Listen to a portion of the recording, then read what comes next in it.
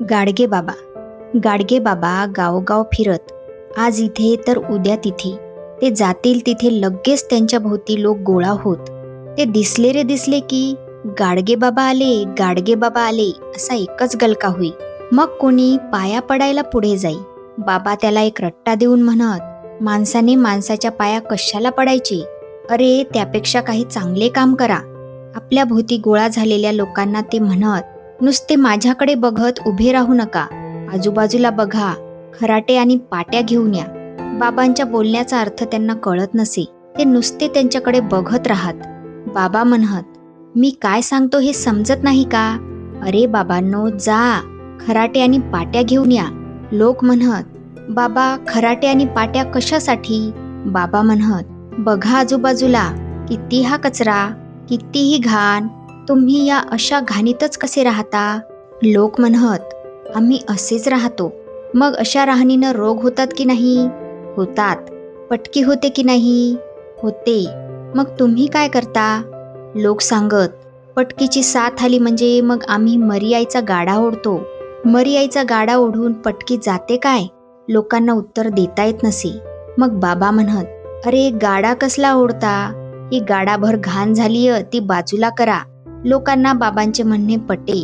ते खराटे आणि पाट्या घेऊन येत. बाबा स्वतः एक खराटा घेत आणि झाडू लागत. इतर माणसेही झाडू लागत, काही चुकारपणा करत.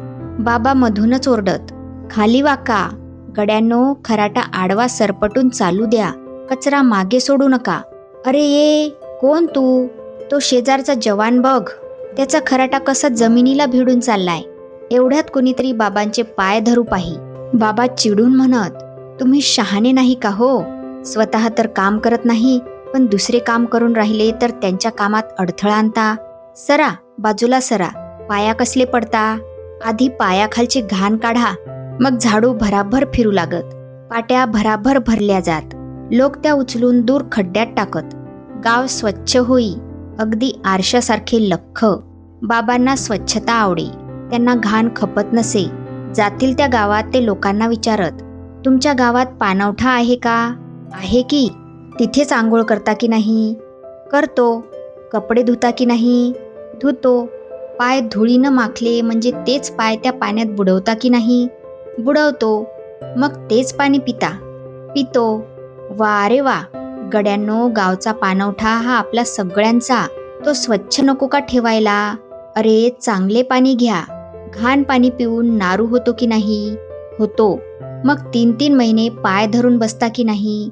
बसतो. वेड्यांनो, पाणी घाण करू नका.